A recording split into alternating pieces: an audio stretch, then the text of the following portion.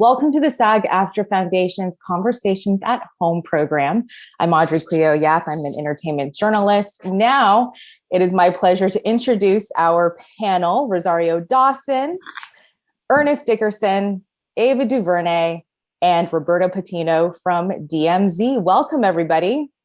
Hello. Thank you. Oh, thanks for having us. Thank you for spending some time with us. I watched the show. So many feelings, the visuals, the story. I'm curious, though, what was, and this is a question for everybody, what was the initial interest that made you want to sign on to this project? Ava, let's start with you. Okay. Well, I'm so happy to see all my friends here today. We haven't seen each other in a while. So hello, Maestro Ernest and Queen Rosario.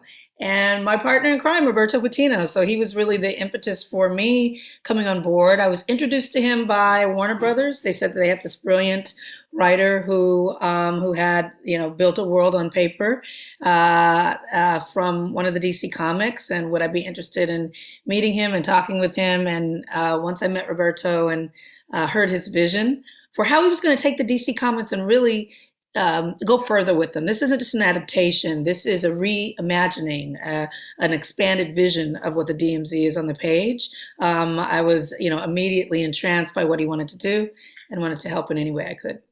Roberto, expand, please. I want everyone to go around and say what caught their eye. I mean, DMZ was one of my favorite comics when it came out in 2005, and the world that it posited, which was this, a country at war with itself, was so far-fetched and so terrifying, but it was also so very comic booky, almost on the same level as like an alien invasion, or it just felt other. And I came back to that. So I devoured the series when it came out, but I came back to it around 2016 when our country looked very different, and the property took on such a different meaning, took on such a whole new resonance, that I just was immediately attracted to it as a fan, but also as an artist. It felt like we could really say something by tackling the show. And the comic book was so fixed in its time and place when it came out, post 9/11. Our military was overseas, and now it's a different world. It felt very ripe for reinvention and reimagining. So that was my interest in it. Ernest and Rosario, let's hear from you.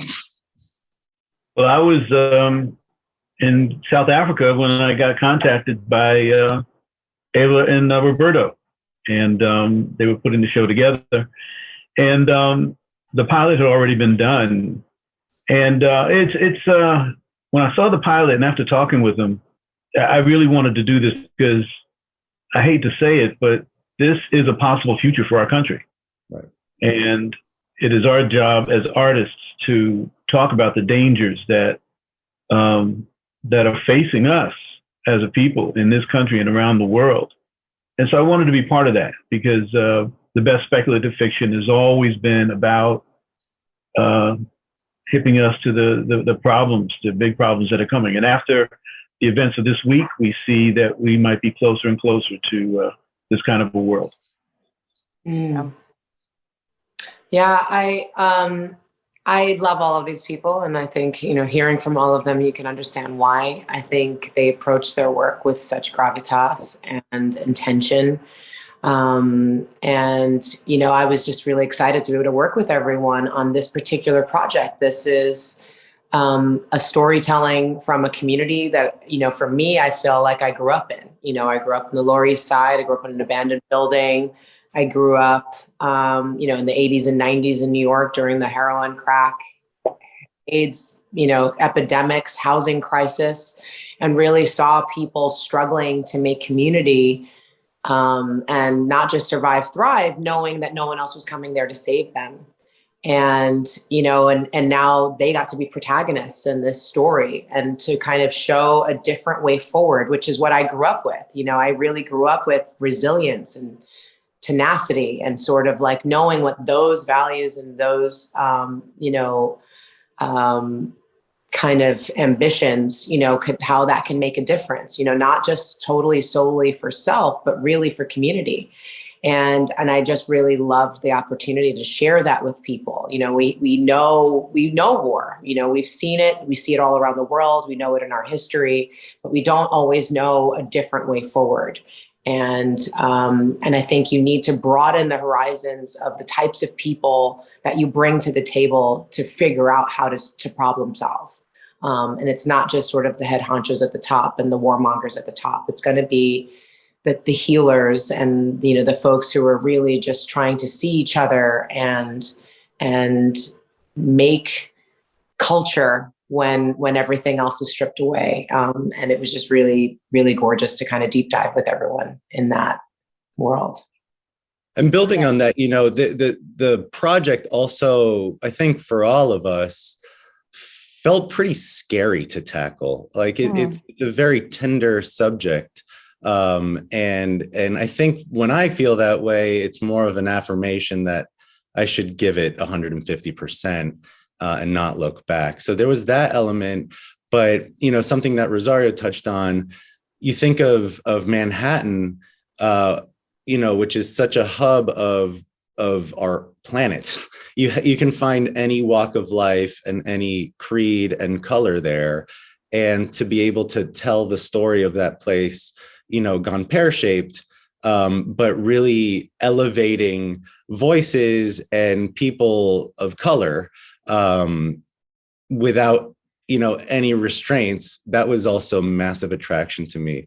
That's something I really seek to do in any project that I tackle. And this felt like the most appropriate, when we're thinking about our ideal America, this felt like a very appropriate, show to really elevate, women and really abide by an inclusive mantra in terms of our cast and our crew.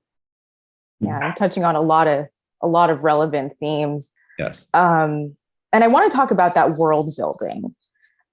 Roberto, you mentioned the comics. That was your initial, that's the source material.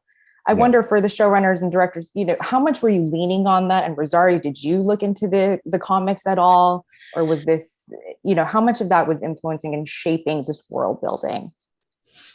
The comics, to me, I think the show honors the comics in spirit. And, there are some elements of it, salient elements of them that I took and reinvented.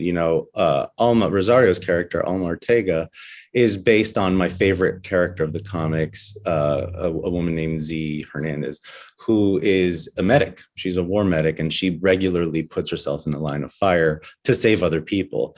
But in the comics, she's woefully underserved. She's, two-dimensional, a background figure, a Latina. And, she to me was the most interesting character. So that was, I think, the first sort of poetic license I took, where I was like, I'm going to take her and I'm going to, make her Rosario, and really, give her a first, middle, and last name, give her a harrowing backstory, and set her on a mission that is undeniable. So that was it. And then the rest of them, Benjamin Bratt's character, Parco Delgado, exists in the comics.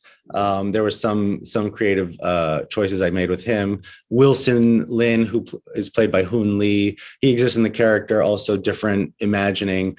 But they're, the comics are very male. They're very testosterone-y and a bit, I would say, basic in that regard. It's a lot of turf, vying for turf, etc. And I think I wanted to lean away from that. I really wanted to imbue it with elements that I know growing up, as a Latino, my mother, my grandmother, I have 3 older sisters who are all essentially, 3 more mothers to me. It's just such a feminine experience that I've had, and in my greater family. And I really wanted to inject that. And also question, what does leadership in this country look like if it is fundamentally feminine? So in that regard, we really wanted to tell the story of America's founding mother.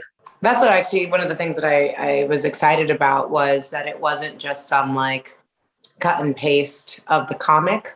I think it was written in a really different time. I think we have an opportunity now with, the likes of people like Ava, who have made it really accessible for folks to make true on their promises, to be more inclusive and to have more diversity in front of and behind the camera.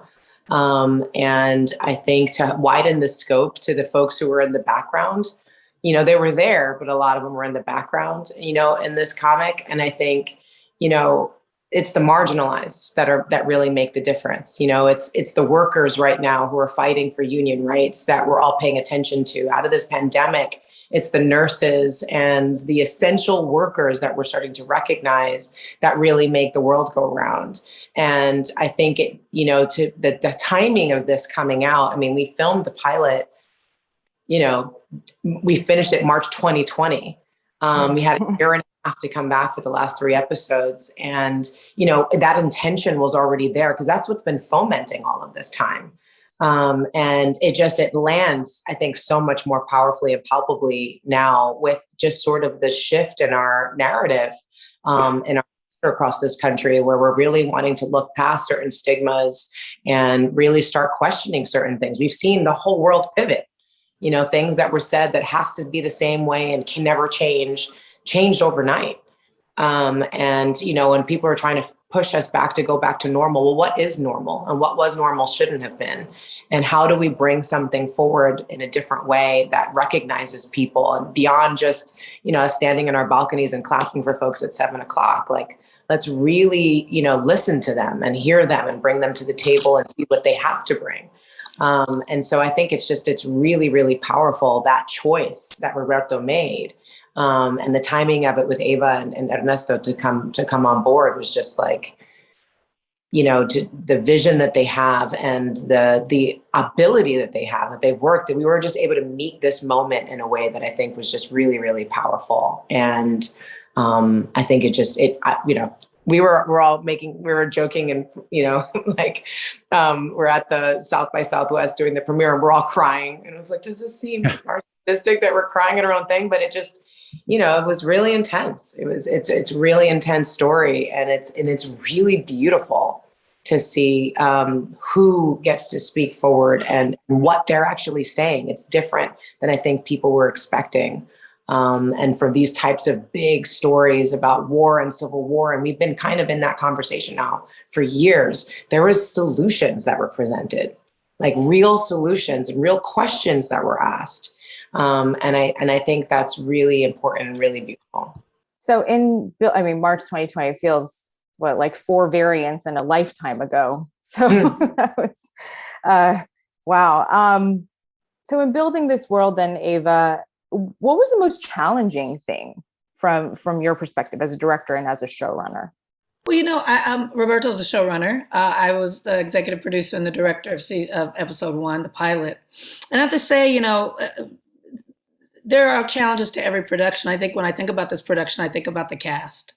And so it's really meaningful to have this conversation, for SAG-AFTRA, because it gives us an opportunity to reflect on the power of the cast and the great joy and rarity it is to be able to put together a cast that looks like this. There is no white lead in this.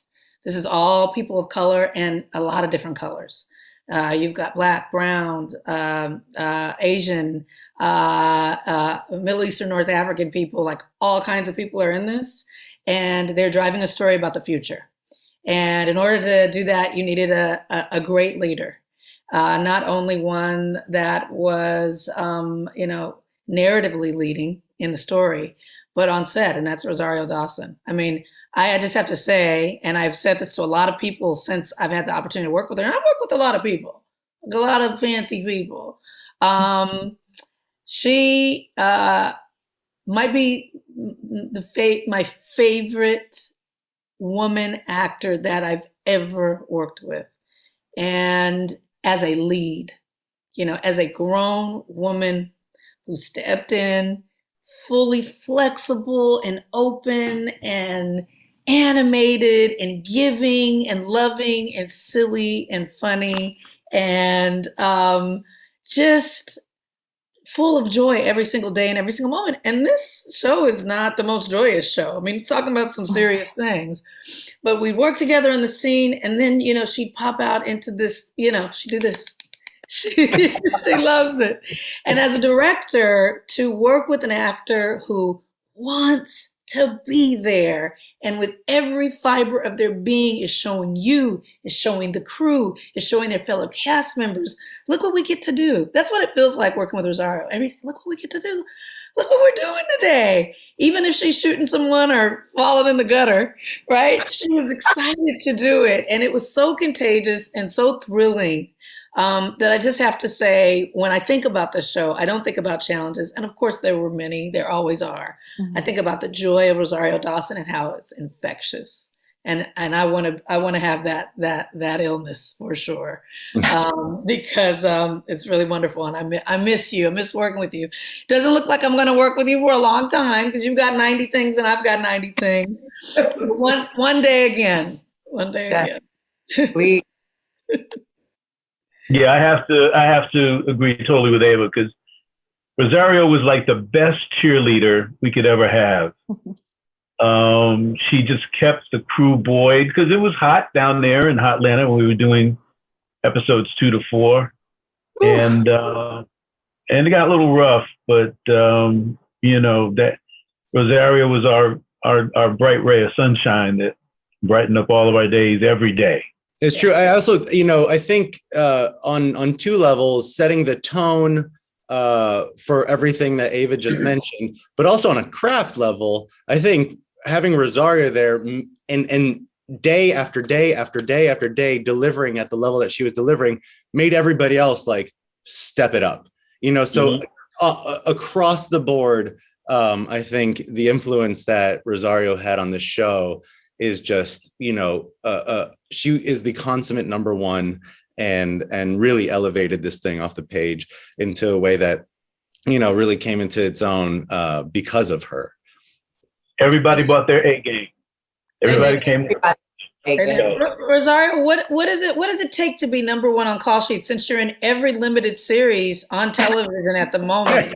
You have 9 according to my notes. Not always my notes. There's 9. Yes, I've been doing this since I was 15, and I've definitely played my share of girlfriends and, characters that were devices and stories to move the story along. And, I've always just taken that super seriously. I think, the opportunity to be on screen that someone's going to potentially watch in their home or on a big screen or, watch repeatedly, is just been, such a privilege, from my first film, Kids, and just seeing like latchkey kids in New York, making terrible decisions, be like, up front and center. Like it just so moved me and bringing up like really important issues. And so, I've just always seen the opportunity and what we get to do for a living. It's such a, from where I grew up and who I grew up around and folks who were the starving artists, I've never taken it lightly, that I've been able to provide for my family and see the world and step into other people's shoes and empathize with different perspectives and even the ones I disagreed with, and just really kind of, that's been my education. And so to be number one on the call sheet, to be there every single day, and know, like, I have to frame for frame, when someone's watching this, they don't know how it was filmed out of order. It's gotta move. It's gotta bring people along. You've got to really honor these characters and honor what they're going through and whoever's watching it and what they're potentially going through. Mm-hmm. And, and I took that very seriously. And I was so grateful to be working with so many incredible people who also did as well. Like I remember on the table read, Benjamin Bratt off book, jumped up. Got up. Everybody sat back like, oh, word, that's what we're doing here. And it was like, you have to explain that. So we're at the table read in New York. No, we're in the table read in Atlanta. And I'll just have to say, when we cast this, I really wanted Benjamin Bratt. Not everyone was sure at the studio hey, it is what it is. I'm saying the dirty laundry. It's out now. We can just say, not everyone at the studio and the network were totally like, he's really debonair and, charming and leading man. Is he going to be able to get down like Parco? Because Parco is dirty. Yeah. I was like, I think he can. I've seen, he's a great actor and we need him and such and such. So he gets in there and he knew that. He knew that there were a few little people like, oh, he's too handsome. He's too debonair. Boy, in this table read. Okay, so what does he do, Rosario? Woo, this table, he stands up, arms out, off book, performing for all of us. Like we were all back, like we were watching it. We were watching the show. Yeah. And it got everybody's back up straight. Yeah. Yeah. Everybody and he brought that into every day. I mean, he really created a whole world for Parco, and again online, whether it's a social chatter or in reviews, people were just talking about. He knew he had to kind of show a dimension of, of the character that might be different from what he'd played before. He'd done a few things, but he's just so handsome that people are like, oh, put him over there and kind of let him be handsome, but he could get dirty too. And, between him and Rosario and then Freddie Mayres, a young brother who I'd worked with on When They See Us, they created this really dysfunctional family, to say the least, who all wanted to kill each other. And it was just, they came together as a cast in a way that was, it made it work. So for whatever production challenges that Ernest and I could do a whole 3-hour symposium about. And we go to Roberto and he's like, let me write my way out of it. Let me write something else. It was Rosario and Ben and Freddie who were the beating heart of it. No, it's so hard to keep saying like who was the beating heart, because it was coming from so many different directions. Like Ava, working with you, I don't get to work with a lot of women heads, and and I've seen how men run a set.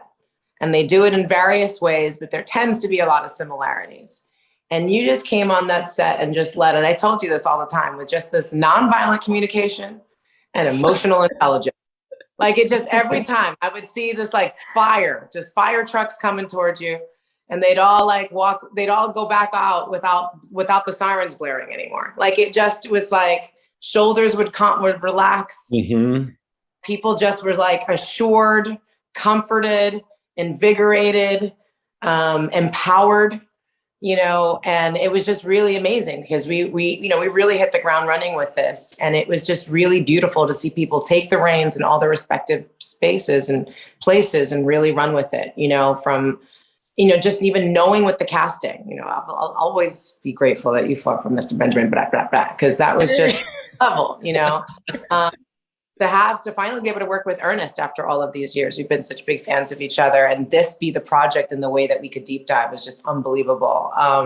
Roberto, like talk about open and just present and ready at every single moment, an inundation of texts and calls and all, and being pulled aside on set. He never got his writer's room, but he was the guy, and he was our Bible, and we were always able to go to him and keep the faith. It was just really, really powerful and really beautiful. This team that came together to tell this, I think, very compelling, very necessary story. And it kept us all invigorated all the way through. And yes, it was hot Atlanta. This was tough. But I think, we were always excited to be on set, and you could see it with everyone, little Jordan. Jordan Preston Carter. Baby. I mean, just like, I was scared. I would have panic attacks after we had finished shooting the pilot. It was a year and a half before we came back. And I was like, is Odie going to still look okay? Like we're supposed to be the next day. A year and a half, we were all a little weathered, especially into the pandemic, but little Odie at that age, like he could just jump up, something could happen. Yeah. Just so grateful, Jordan. Like, I mean, there's just no moment in this where I feel like I get to take a breath. Like I'm just constantly moved, and everyone really owns every moment. And you can see it from our wonderful, brilliant, cameraman / DP / just skateboarder, little Maddie. Like people really went all out. And I think you can see it every frame. To me, there are two moments that really encapsulate what you just said. One was in the before the table read, our first production meeting. Ava, I've never told you this, but we walked out and there's all the HODs, there's the whole crew, and we're about to go through page turn and plan out how we're going to shoot the show. And I go straight to my seat because I'm really nervous and trying not to show it. Ava goes one by one. Hi, I'm Ava Duvernay. So nice to meet you. Thanks for being here. What's your name? Next person. And it took like 20 minutes because you literally introduced yourself and said hi to every single person. And then the next day or 2 days later on set, you knew all their names. You were like, oh, hey, how are you? And it was just like Insta community, right? And it was such a lesson for me. And so that was number one. And I've taken that to heart. I do that now whenever I'm nervous, I'm just like, I'm going to introduce myself to you and I'm going to know your name. Right. So thank you for that. Number two was to just kind of paint the intentionality. This was a day where we were fighting the sun and I'm not kidding, when we had like probably 9 minutes left of sunlight and we had one more entire scene it was thankfully a short scene, but we had 9 minutes left. And we were going it was a location move from one area to another area. And we finished the scene and I picked up a sandbag. Matthew Lloyd, our cinematographer, picked up a camera mount and we started running and to go to the other location. And as I'm running, I realize I'm by myself. I'm like, wait, hold on. Maybe I should chill out a little and let the crew catch up. So I stop and I look behind me and the other person running behind me is Rosario Dawson, who is busting ass to get to her marks. And then we get there. Ernest says, all right, cast the light on this wall, make it look like daylight. We got this. We're going to do this. And Matthew Lloyd and Ernest got the scene. We got the scene in literally 9 minutes and it works perfectly. But to have all of these sort of heads of state literally sprinting behind me to get it done I don't think you see it. No. No, you don't in that. And what I loved is that you started describing the story and I was thinking of a different scene because we had to do it a couple times. That was a number of times. Chasing the light with that scene with me and Sydney after. Oh, yes. Wilson goes and we were just trying to get this. It's an emotional, it's just also a short scene, but super emotional. Her and I are ugly crying at different times. Like it was just like, and we just got it in and the sun went and just was gone. Like we so many moments like that. And it was just, it's invigorating, like, and that's the test of preparation, and we spoke about this, we talked about it. We really, it's one of the great things actually also about being on location, because people aren't just like disappearing into their lives and their errands and stuff, like they're there, so we're hanging out with each other and we're talking and, and it's so collaborative. It was really, really collaborative. We also need a director who's going to allow it. Like I think Ernest, this is really Ernest's show visually. I did 1 out of 4. He did 2, 3, and 4. It's his show as a director, and the flexibility, the experience, the wisdom. Having one of the most legendary cinematographers to know what's possible, what's not possible, and always lean into possibilities in the highest. The highest realm of possibility, I think, is something that we're all really grateful for. So thank you, Ernest. Oh, thank you, Ava. Thank you for wow. No, it was great. It was, Sam Fuller was right. Making a show, making a movie is like going to war. And we had a full complement. We had a full team of people, a full platoon, and everybody was on it. And it was great. It was really great. Yeah. Audrey, we love each other so much. You haven't even asked a question in the last 3 minutes. No, you guys are making my job so easy. I love this. But I do have a question. So Rosario, what is really interesting and what I think is sort of the heart of this story, and correct me if I'm wrong, is this, it's really about a mother finding her son. And so tell me about Alma developing this character, tapping into your own experiences, as a parent. Tell me about your process. I really love Alma. It's so crushing, making decisions as a parent. Like you really take on the weight of the responsibility, the burden of it is so intense. And, you just assume it all, like this, it's on you. You just know it is. And to have this woman who's making choices, lots of choices, not always great, sometimes on a whim, bluffing, you see that in the flashbacks, you see that in real time as she's trying to figure out how to navigate this space and this world and the people in it, and all of the egos and the posturing and the flexing and the power dynamics, and just try to figure out just that one singular thing, how to love on her son. Just love him, let him know and feel that love, how deeply she feels it. Like she aches with it. She stays up at night in it. It keeps her up it somehow motivates her through her day. Like it's really her guiding star. And, and all the while though, she's just also a really remarkable woman. Like it helps to define her and who she is as a human being in a way that I think only commitment really can do. Like I remember one of my best pieces of advice that I ever got was from V, formerly E. Bensler with the Vagina Monologues. And she was like, if you're ever not sure about something, commit to it. Because your body will have an allergic reaction if it's the wrong way. That's how you see people starting to walk down the aisle and go, nope. You were all good, all the planning, everything was fine. And then like when you were really, your body's like, are you really doing this? It's amazing when you make that commitment. And that is the exact opposite of what people do. People put one foot in, one foot out, and years of your life can disappear because you're so wishy-washy about stuff. And she just flings herself forward like a child does. A kid just doesn't think. They just leap, and that's that leap of faith that I wanted to kind of keep connected with her. Like, when you have that kind of trauma that you're working from, and shame and guilt and fear and worry and stress and just absolute, truly unconditional love. Like this is a woman who really defines that, what it means to have unconditional love. Because she has no idea who this person is that she's doing everything for, risking everything for. And even as she discovers that he is not nearly perfect, she doesn't waver.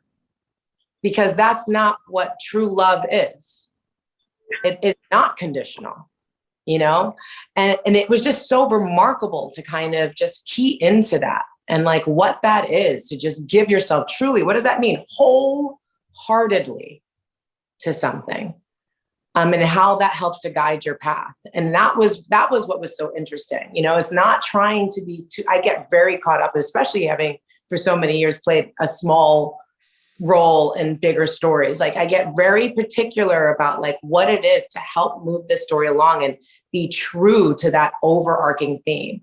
And in this one, as much as she's in like every single scene with every single character, it wasn't just about the story. It was really just about her heart. Like, what is she doing in this moment that makes sense to this idea that no matter what, that is my son, I am his mother. You never apologize for your son.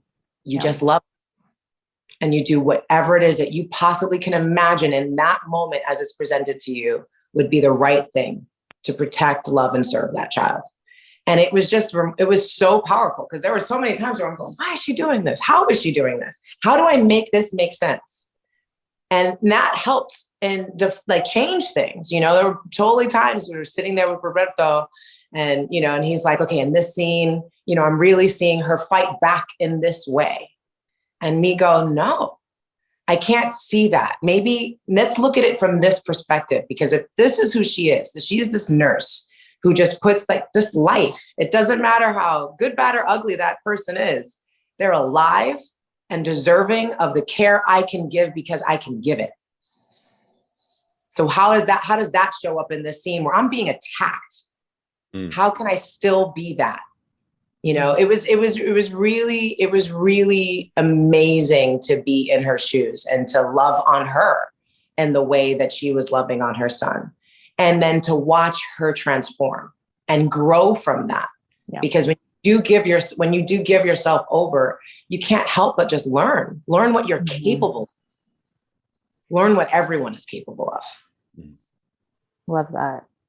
We are running up on time. And since this is a conversation for SAG-AFTRA artists in all different parts and experiences in their career, I do want everybody to go around. I know you've been asked this so many times, but I do think it's important for this audience. What is one piece of advice, especially for someone who's starting out, that you would want to impart on somebody? One thing I've sort of keep coming back to is that there's no such thing as making it. I remember when I moved to LA, I was like, oh my God, I can't wait to sell a script. I can't wait to, whatever that definition of making it was. It kept evolving as life kept happening, whether I was aware of it or not, as progress kept being achieved, whether I was aware of it or not. And I think to me, it's not so much about making it, but really assessing yourself every year or so and celebrating what incremental progress you are making as an artist, and recognizing how that you are growing from that. And in time, a decade, 2 decades, 3 decades, you'll be able to look back and say, I guess that's the story of making it. Even though it never really happened, even though you never really felt it happening. I think it's really about sticking around until after the dust settles and pushing beyond, and just constantly trying to challenge yourself to grow every single, whatever iota of time you want to demarcate. I go by years, but I have this thing at the end of every year where I look back on my life, on my year, and I say, how have I grown as a person and as an artist? And you really have to celebrate those wins and celebrate those stretches of growth, and be kind to yourself in that capacity. Love that. Yeah, I can second that, because every project is a learning experience, and I think if you're going to get into this business and if you're going to do it right, you have to acknowledge that you're just going to be learning. You're in school from now on. You're working, but every project is going to teach you a lot about yourself and a lot more about the world. And you just, you can't close your mind off. You got to be open and ready for what's going to come your way, because it will be coming. Yeah, I'd say, when I think about actors, I love actors, and it's really hard to walk onto a set at any level. Whether you're number one on call sheet or whether you are there to deliver 2 lines and ask Rosario Dawson what kind of coffee she'd like in the scene in the diner. You know what I mean? It's hard. You're walking into a space, especially if you're what they call a day player, you have a supporting part, or you're there just for a smaller bit. You're walking into folks that have been working together for months sometimes. You're walking into series that have been going for years. And you're expected to just come in and kind of be a part of the world. And I can't imagine what that's like. I never experienced it because I'm always there. I'm the first one in the world, right? And so I always try to think of that when people come on set, but most of the time people aren't thinking about that. They aren't thinking about that when you walk on set. And so the question is, what are you bringing into a room that has, you're walking into a party that's been going on, and what are you bringing into this party when you came late, right? Is a way to think about it. And I just encourage actors to think about it this way. You're either going to walk into the party and stand against the wall, or you're going to walk in and you're going to start talking to people, and you're going to be fearless, right? And it's not easy walking in and being fearless. But what fearless means isn't not to have fear. It's just to fear less, right? Just fear a little less. And how do you do that? I know that an actor is afraid when they behave badly as a person, right? Mm. That's why I say Rosario Dawson's fearless, because she's walking in and she's not behaving badly. She's the best behaved person in the room. When I say like behave, it's things like being late. It's things like snarking about the craft services. It's things like not really giving to your partner. It's things like complaining, like all that stuff is just, you're just afraid and you're filling that up with other stuff. And people can see it and tell. So just relax into it. Hey, you're late to the party. You're late. You're walking in. What, how do I get in? Where can I sit? Who seems nice? What can I do? What can I give? How can I be of service to this party? Right? What am I going to do? Am I going to let them know that the chips are low? Am I going to complain that the chips are low? Right. And so I just think that spirit of giving, of service, translates to fearlessness, translates to you're getting out of your own head, and then you're doing the work. The long answer, but I observe this so much, right? People coming in with all this. It's like, you're late. You're here. We're here. How you're going to be on set is up to you, not up to anything happening around you. So if there's any advice that I can give to people getting into it, come in with that fearless mind state, right? I'm just going to be a part of this, get in where I fit in, do my best, and have a fearless experience. I love that so much. Yeah. I call those actor meltdowns, and people just, it's so much, it's so intense. Sometimes you come in and all eyes are on you and the lights are all set up, the camera's ready, everything's been done up, and now, it's on you, and you've been practicing and you've been rehearsing and you've been working on it, and your process is different. Maybe the other actor isn't giving to you. Maybe they're not even giving you the lines, there's just so many different things that you didn't factor in, and just like how intense that can be.